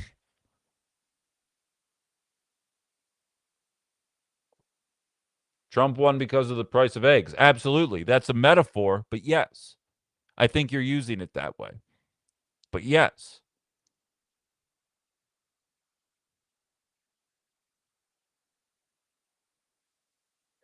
And Susan, I see you say progressives can win if they shift away from the 10% cultural debates. Here's the thing, and I always go back to this example. When Bernie Sanders and Hillary Clinton were running against one another, Bernie said, we need to break up the banks. This is one example of corporate oligarchy where it is consolidating further and further, and government isn't doing anything to stop it. We need to make sure that the banks are regulated and operating appropriately so we don't have another 2008. And Hillary Clinton shows up, plays the clip, and says, breaking up the banks won't fix racism, and everybody clapped. Liberals are the ones that make it about the cultural issues because progressives would fucking obliterate them on economic issues. And then progressives say, we don't want to talk about cultural issues. When we talk about working class politics, we mean white, black, brown, purple, pink. Doesn't matter. We are talking about raising the working class up. And then liberals are the ones. Gavin Newsom is the one. Hillary Clinton, Kamala Harris are the ones that want to make it about these different culture war issues that fundamentally divide us. Because if you made it about progressive economic issues, you'd clear 60% of the vote. It's why you see Democrats bend over backwards to kneecap Mamdani and Plattner and El Sayed and Hong and all these other individuals, because they're afraid that the country might wake up to the fact of like, oh my God, people actually want us to hold billionaires to account. And that is exactly how I feed my family, is by not holding billionaires to account. And we can't let this happen. There's a reason why Fox News, CNN, and MSNBC was giving Cuomo countless airtime while occasionally platforming Mamdani until he won. And now they're acting like he's on board, like they're on board with what he's doing. It'll be the same thing with Hong. It'll be the same thing with El Sayed. It keeps happening. They don't want real systemic change, as Violet says, and I'm going to echo as if I thought of it myself. But exactly. Brian says it's the Democrats' election to lose, and the DNC is going to do everything they can to do to be that party. Please come forward with a message and a candidate. A third party, Mamdani, would kick ass. I agree. And like, Brian, I don't know if you want to hear this, but that's kind of Hong.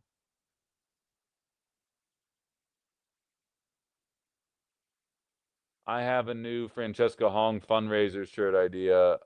I love Wisconsin Hong time. Yeah. I don't know. Would that get us canceled? I've already been canceled. Thank you very much for the gift, Luke. I appreciate that. Biden pulled us out of a bad economy, but Trump sold the opposite. Like, this is what I say about Biden. Biden is the most progressive president of my lifetime, and he is still not nearly progressive enough. Not necessarily his fault. He did a lot of good things, and he did inherit a shitty economy. Here's the problem, and it's even worse of a problem in retrospect. He inherited, or not inherited, inherited. They won a trifecta when Biden was in office, and they did milk toast solutions. It's the concept of the rotating villain, which I talk about on this show all the time. One day it was Joe Manchin. The next day it's Kirsten Sinema. The next day it's the parliamentarian. The next day it's the Supreme Court. Every day Democrats had a reason for why they couldn't get objectively popular policy across the finish line that they ran on. Then Donald Trump shows up with the same slim majorities and completely remakes the government in his image almost overnight. If we can have a masked virgin army unaliving people in the middle of the streets, we can put together an IRS task force specifically designated to monitor 930 billionaires in America, make sure where every dollar is going, make sure they're never trying to leave the country and take their money with them. And if they do, use a 95% exit tax on any billionaire that made their profits off the backs of millions of American workers. And don't call that radical. Don't say that that's pie in the sky, because again, we're watching the Trump administration act like this day in and day out, while the Democrats have nothing but excuses to give you for why they are unable to act in the same way. And moreover, Hillary Clinton lost running as a centrist. Kamala Harris lost running as a centrist. Joe Biden won running as Bernie Sanders, and then did basically none of it. Perfect example, during the debate, the Democratic primary debate in 2020, Joe Biden said that he was going to forgive student loans by going about it the exact way he did as a president. And in the debate, you can look it up. Bernie says, don't do it that way. The Supreme Court will then have a ruling, and given the advantages that the Supreme Court has, they're going to overrule what you do, and you're not going to be able to forgive student loans. What you need to do is go through the 1965 Education Act that determines that you can declare a state of emergency through the 1965 Education Act, declare that state of emergency either as a result of exiting COVID or overwhelming corporate greed, and use that in order to forgive everybody's student loan debt. I don't care what you guys actually think about forgiving student loan debt. That's not the point of the conversation. The point is, that's what Biden ran on. The Democratic establishment kneecapped Bernie because, again, progressive politics are popular.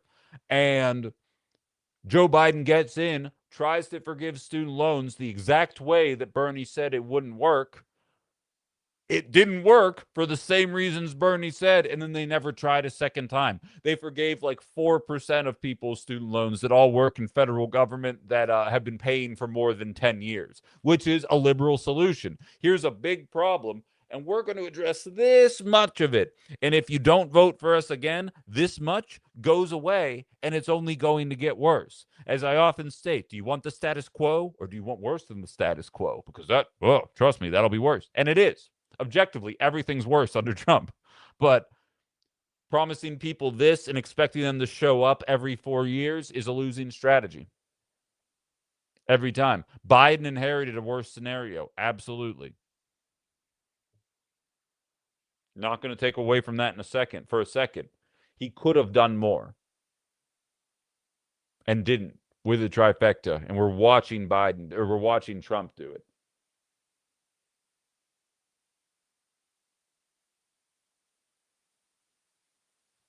Susan says we lost because tens of millions of people like me lost hope in the Democratic Party and voted for a maniac. Why? Because we did not understand the issues. That's why I'm here in Ben's show. Well, you're great, Susan. I appreciate it. I will never F up like that again, and I'm now a student.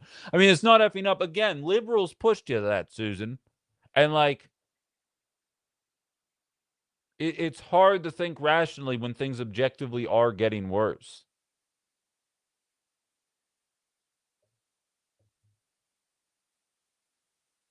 The weight of the billionaires sinks the progressive policies we need. Again, Kamala Harris entered the race actually saying the words corporate greed. It's hard to remember, but prior to Kamala entering, anybody like me who talked about 6 companies colluding to raise the price of everything were called a conspiracy theorist. To bring it back to trucking, corporate greed was a conspiracy back between 2022 and 2024 until Biden dropped out. Now we're just watching the lawsuit come out where they're like, yeah, so 3 egg companies definitely colluded to raise the prices, but don't worry, we sued them. Democrats didn't want to hear any of that when Joe Biden was in office. They wanted to hear Bidenomics was working, inflation is transitory. Do you want Trump to win? And that's what they were banking on. And unfortunately, they banked wrong.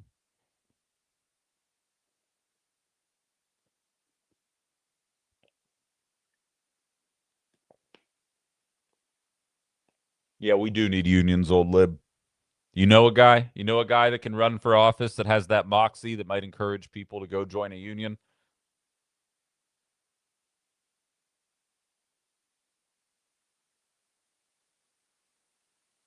That's interesting. CKK says, you and I are union members to old lib. My experience is that the anti-union brainwashing is so severe that I can't even have a conversation with a non-union electrician. Do you have any luck? I'm not surprised by that. I mean, it's the same way that you see Republicans anytime someone like me stands up and says we should increase taxes. They're like, I already pay enough taxes. I'm like, listen, 55K a year. Ain't nobody talking about you. No one's talking about you when we're talking about raising taxes. And I feel like the anti-union propaganda is kind of stemming from the same mindset, you know? I mean, hell, I'm not a psychoanalyst, but I play one on TV.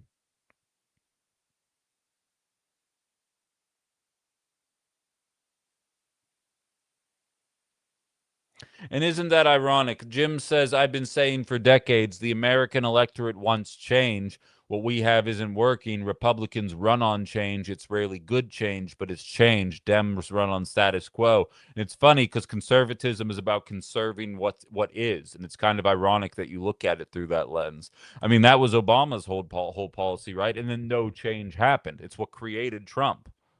But yeah. They've all bought into the trickle down effect. Jen says they are fighting for the billionaires because they think it will take away business. Right. And again, I say it all the time on this show. Nobody can explain to me why endless profit is the goal. To what end? Like, I joke about it, but a lot of truth is said in jest. When I was in sales in my 20s, I remember like it was yesterday. I was in Mexico, laying on the beach watching the sunrise with a girl that I had met down there. And I basically just had a mental breakdown because I was making good money in sales. I had paid off my student debt. I had bought my duplex that I'm now working on selling. And I realized, like, why am I doing this? Like, what do I actually want out of life? And I think the system, the economic system that we use, this is actually where the concept of outside the box was born. I believe the economic system is designed for as few of people as possible to end up in the situation where where all of my fiscal goals are met. Because I think a lot of people who dream of being millionaires and having infinite wealth are people that struggle on a day to day. And those people, um, were they not struggling, might come to grips with the fact that there isn't a whole lot of material that they want in life. Like, what do you want? The new PlayStation? That's $700. Like, yeah, that's expensive if you're living paycheck to paycheck, but like, if you're making millions, like it's a drop in the bucket. And it's like, yes, you want affordable healthcare. Great idea. Seems like every other industrialized nation figured out how to do that. Maybe we should try the thing that everybody else is doing that seems to be working better than what we're doing. Like, once you find yourself in a position to look at your life and look at your finances, outside the box would not exist if I did not have that epiphany in Mexico. And I think had I been living paycheck to paycheck, or had the goal of paying off my student debt been a dream, or had home ownership been a dream rather than a reality, I'd be looking for the next thing. I'd be like, gotta close 10 more sales today. But like, once that was all covered, I'm like, I'm selling concrete optimization software to a bunch of people that have nothing in common with me. I don't care what I'm talking about every day. And yet I'm still doing it. And I'm going to do this. I was what, 26, 27 at the time. And I was like, I'm going to do this for the rest of my life. I've got 40 more years of this. And I was like, no, nope, not doing it. And I immediately, that's when I tell you guys, I quit the high paying job. I took a job for $8 an hour, passing out magnets for a radio station, worked my way up from there. I was like, I'm going to do what I want to do in life because there's no point to any of this.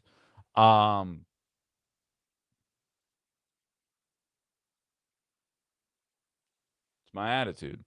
Robin says you have to like your job to do well. Sort of. To be frank, I was making more money in my mid 20s than I was in my last week at Woodward. I was making more money doing sales than I ever was in radio. And I'll tell you what, I love doing this. If I didn't love doing this, granted, I know that there's a horizon for me and I got good things waiting for me in a couple weeks. But I basically do these shows for free, other than when you guys jump on my link tree and throw some money in my Venmo. That's all the money I'm making right now. Kirk's throwing me a couple bucks, but by and large, I'm doing this because I love it right now, and I'm going to still make it my career because I'm not going back to that life. Because again, despite the fact that um, I still have a lot of life to live, I still am a relatively debt-free individual. And I'm dropping the duplex as well. So now I'm going to be totally debt-free. So like I feel like the system is designed to keep you anti-union, to keep you anti-taxing wealth because one day you want to be that wealthy. And I'm telling you right now, if you have any common sense, the second um the second your needs are met, you begin to realize exactly how dumb this economy actually is. Kamala lost because she wasn't a good candidate. Well said, Mallory. Brian says, show them a CK stub in your annuity statement. Wait, what's this? I want to run for office again. Will anyone in Calumet County help me? That's CKK asking for that. I love that. And by the way, I need to start making that call to action more. People who listen to this show, Brian, you guys need to start running for local office. Like, we have to enact this kind of change. You know how we stop flock cameras? People that listen to this show that hate flock cameras win elections. Lorelei seems to got it handled. Thank you very much, Lorelei. Good work there.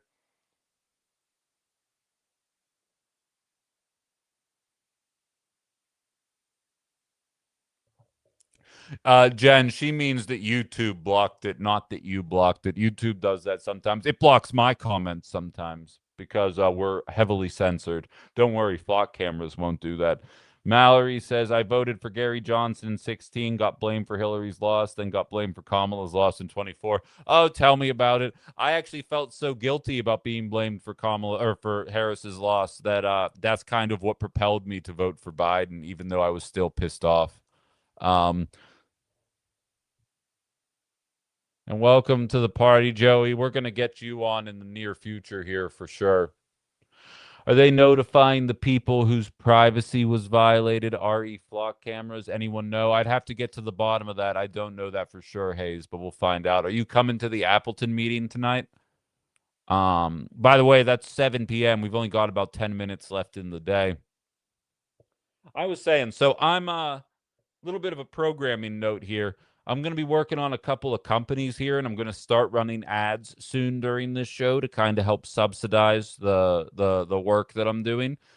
And that'll be good for me because I need to take a couple breaks over the course of the 2 hours while I'm doing this show. Once I add the breaks, I'm going to live stream the meeting, by the way, Sensei.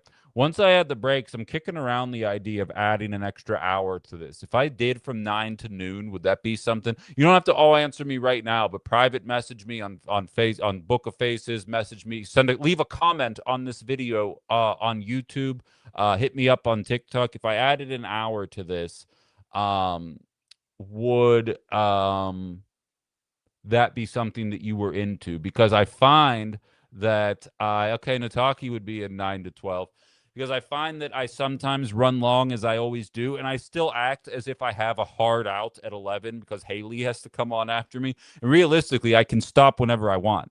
I can go long or short. So would that be something that you'd be interested in? You let me know. Robin and Born again, or Born and Tony rather, say that they'd be in. Do we get cow tipping? I mean, we could talk to that company. I don't know. I feel like a certain shitty little radio station has that market cornered. Drama sells, tension sells. Well, so does cancel culture. I'm leaning into being canceled hard in my real life. Like I let people know all the time. I have you on at work, so I just keep it on. There we go. There we go. Buck the system. Work half as hard. Be entertained while you're doing so. I can get behind that. I had one gentleman come up to me at a political brunch who said, I would listen to you. He said, I'm retired and I would bring a little portable radio with me into the workshop because I guess there wasn't internet access. He's like, and I turned you on and you weren't there. And I was so mad. And he just tells the story to me about that. And he's like, but I'm going to figure out how to bring you in there the way you're going. So many, I feel like I'm responsible for a lot of boomers figuring out how to use YouTube, TikTok, and Facebook in a way to stream live content because, and I'm flattered. I'm wholeheartedly flattered. And the audience is growing. How many new commenters are we already getting? Like, this is kind of cool. And so, like, I had other stories planned for today, and I do need to go get something to eat, dry my throat and all that, or wet my throat and all that. So I need to, I'm still going to be wrapping up at 11 today. But once I have a couple of 2 to 4 minute breaks every hour and can kind of recompose my thoughts and actually have my notes ready to go and make this more of like a formal kind of outside the box that you're used to, I think I can probably go for an extra hour. And people like Ken always told me, you and the boomers kids who helped them set it up. Exactly. Go long, more flexibility to join. Right on. My wife says I'm only allowed 2 hours. Yeah, okay. Let me talk to her, old lib. I think I can convince her. I'm very persuasive. Dry your throat saltine challenge. You know what's funny? I don't, do I really want to? I did that challenge when I was in college and I demolished it. And like, of course, that's the skill I'm born with. It's like, no, I can eat a shit ton of saltines and really not struggle. Like, what was it? Like 8 in a minute. I think I got to like 12. Everybody thought it was like an edited video, and like I did it with witnesses. They're like, this is unbelievable. I can't believe I'm watching this right now. I'm like, I know. It's some people are just born with it. Maybe it's Maybelline.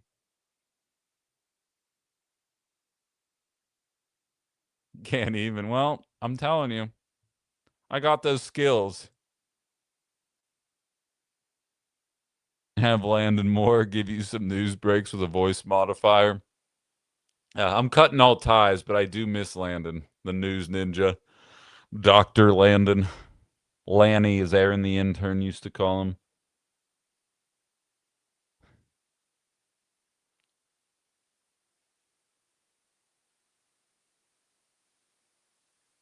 Right on, man. I appreciate that. Stupid human tricks. It's all I got. It's all I got are stupid human tricks. Can Landon make a cameo? You know, from what I understand, being my friend is a fireable offense. So I don't know that Landon's going to be allowed to come on this show anymore. I think I directly run as counter programming to the boring shit they're doing, and they get offended when clearly more people are listening to this than are uh people listening to HBY or son of a bitch, that shitty little radio station. Uh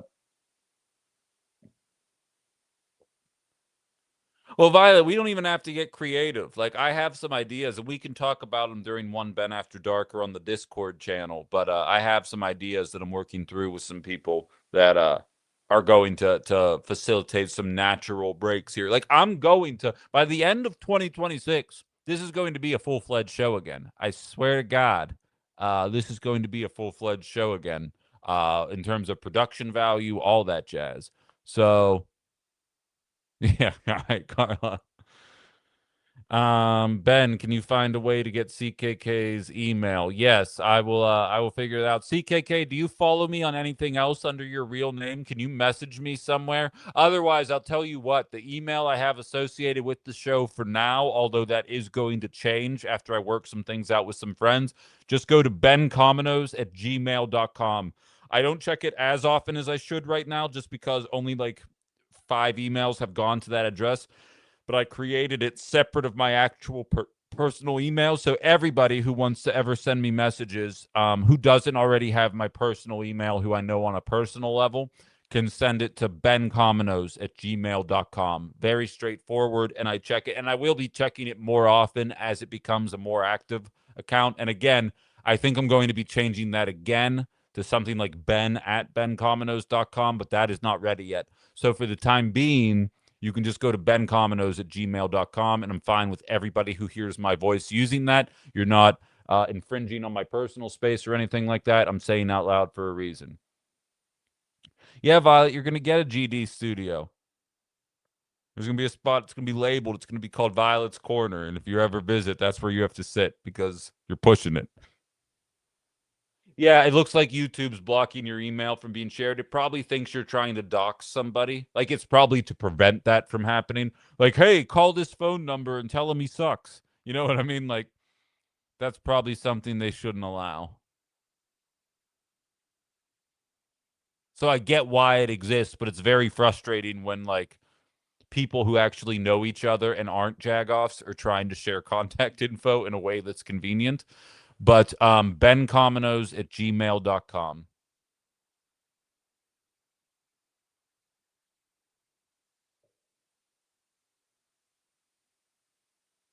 Yeah, a co-host or producer would be nice. I do hate sharing the microphone, if you guys couldn't tell. It's a problem I have.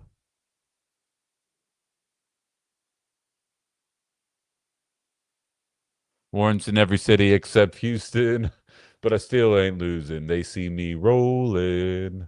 They hating.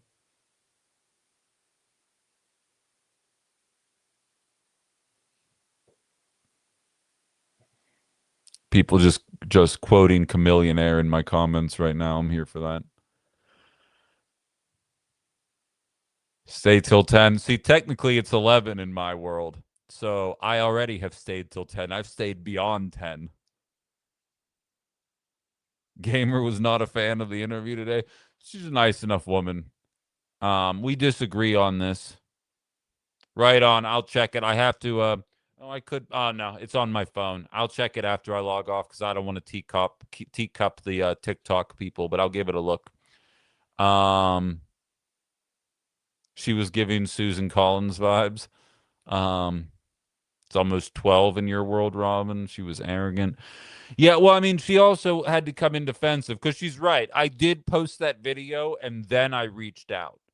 So I posted the video last night, kind of mocking that text exchange that made me want to cringe through my body so hard I wanted to die.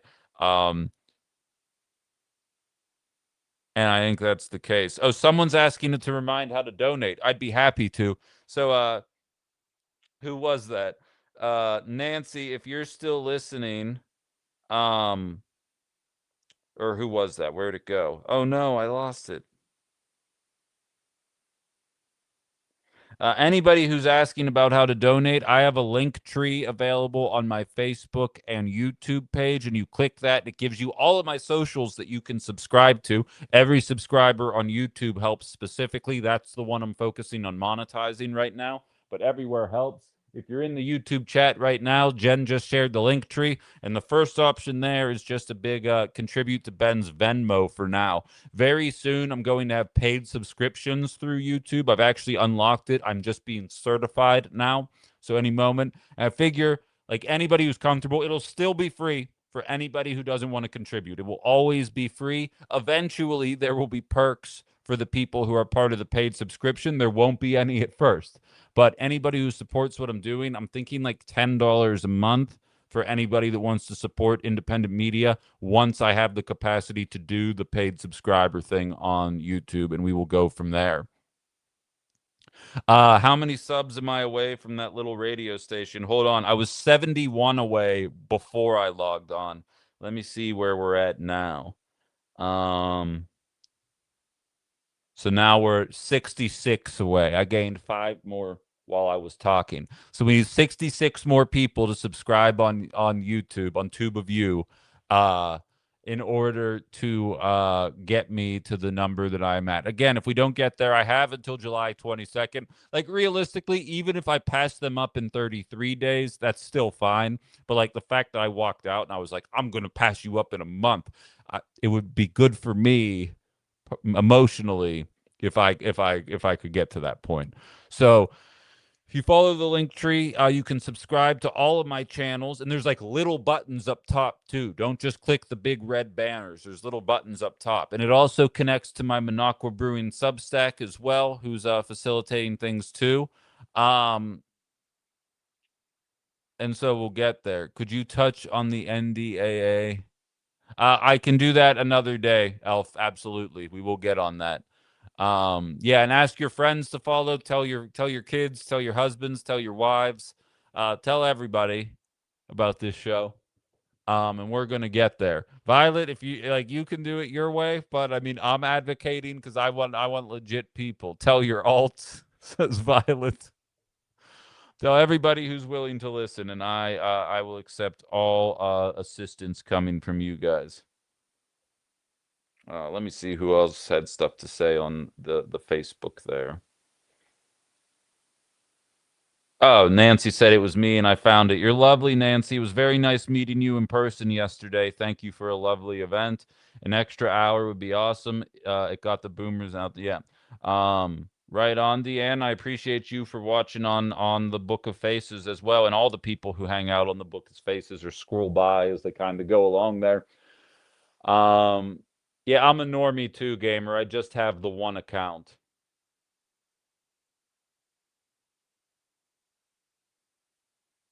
Patreon is still not working. I'll have to look into that. I haven't really touched it since I opened it up. I just wanted it as an option. The Venmo is there, and but I will get Patreon working. That'll be something that I focus on.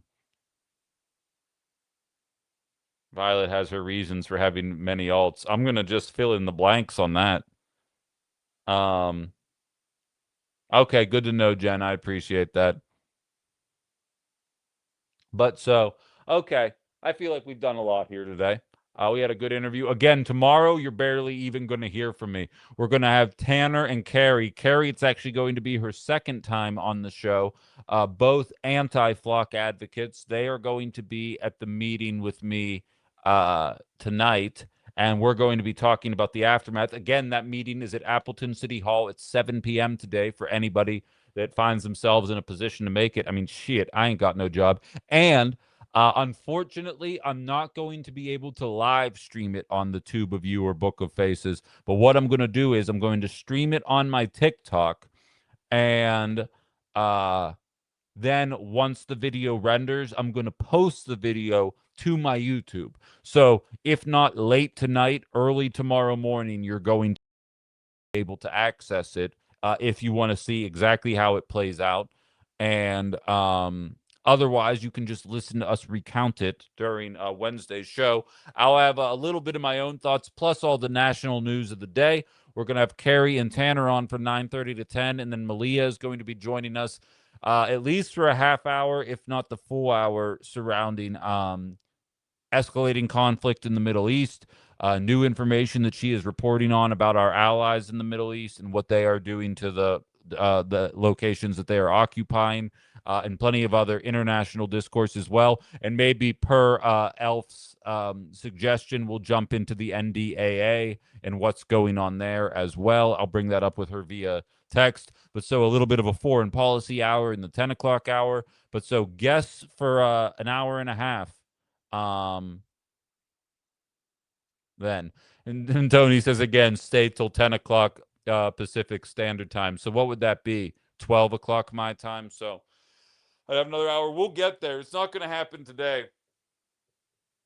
This stretch mode, which by the way, I did this exact position yesterday, which kind of looks provocative, and that's the auto thumbnail that was created for Ben After Dark yesterday. And I'm like, well, that's unflattering, but what am I going to do about it? But so, anyway, that's at 7 p.m. today. Show up in person if you can. Get your voice heard if you can. Guests basically all day tomorrow. No Ben After Dark tonight. The Ben After Dark is going to be the live stream of the meeting, and we will be back tomorrow, 9 a.m. Central Time, jumping into the news of the day. Thank you very much for hanging out on this lovely and incredibly freaking hot Wednesday morning. We will talk to you all later. Take it easy.